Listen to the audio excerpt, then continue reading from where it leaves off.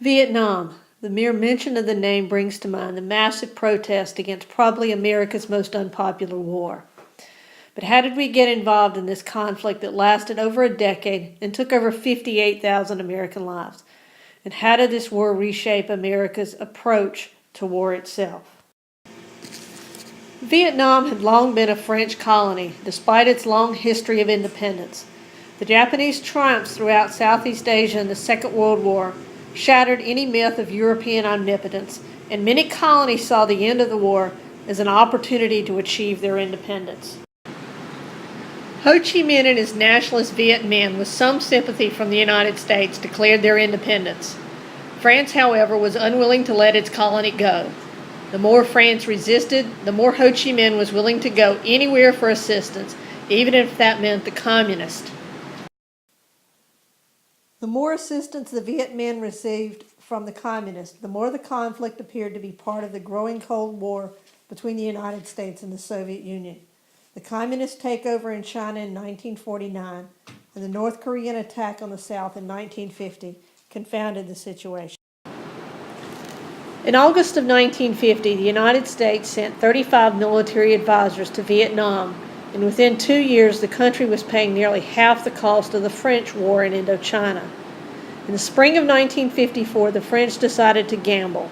Having been unsuccessful at countering the Viet Minh's guerrilla tactics, they decided to lure the enemy into a conventional battle, believing that would give them the upper hand. The battle that resulted at Dien Bien Phu, however, was a disaster for the French. When the United States decided not to intervene, France had no choice but to seek a negotiated settlement. The Geneva Accords provided that the Viet Minh and their supporters would go north of the 19th parallel, and the French sympathizers would go south. Most understood that a free election would have brought an overwhelming victory for Ho Chi Minh. The hope was that the Southern government could provide a credible alternative in elections to be held in 2 years.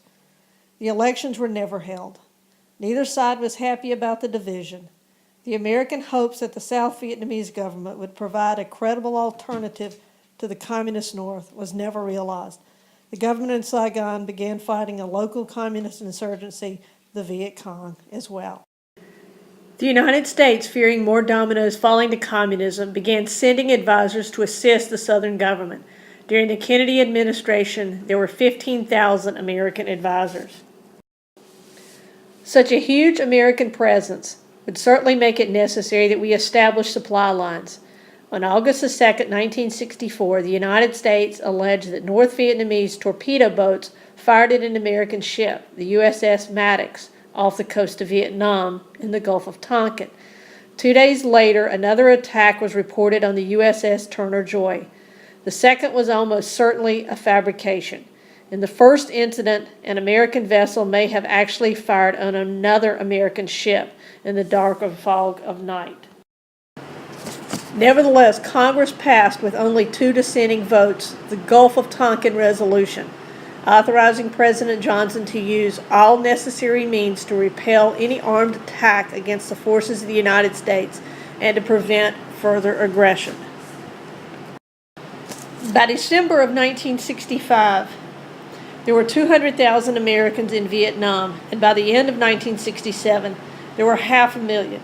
The public was led to believe that victory would be relatively quick and defeat was not an option. As Secretary of State Dean Rusk asserted, the U.S. commitment is a principal pillar of peace throughout the world. If that commitment becomes unreliable, the communists would certainly draw conclusions that would lead to our ruin and almost certainly to catastrophic war. Secretary of Defense Robert McNamara's strategies never succeeded. Despite dropping more bombs on Vietnam than were dropped in the entire Second World War, the U.S. was never able to win the hearts and minds of the Vietnamese people.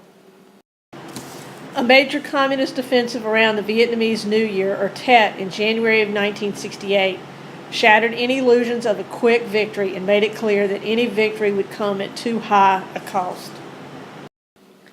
While the incumbent Lyndon Johnson withdrew from the 1968 presidential contest, the winner, Richard Nixon, offered new leadership to end the war. The plan involved increasing pressure on the North Vietnamese. However, more Americans would die in Vietnam in the first 4 years of Nixon's presidency than in all our previous years. The war became increasingly unpopular at home, especially after news of the My Lai massacre reached the American public.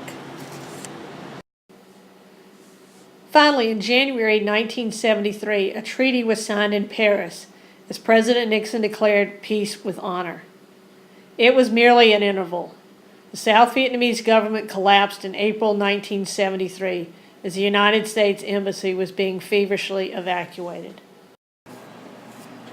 Vietnam would forever change American foreign policy. Colin Powell, who had served in Vietnam and later became chairman of the Joint Chiefs of Staff and later Secretary of State, argued that we must ask a series of hard questions before any military engagement. The Powell Doctrine asks, is there a clear, definable political objective? Are the risks understood? Is the public adequately prepared? Do the benefits of intervening outweigh the cost? And if all of these questions have been answered affirmatively, then it is a necessity to intervene with massive and decisive force. These principles would guide American foreign policy for decades and ultimately shape our reaction to 2 wars in Iraq in very different ways.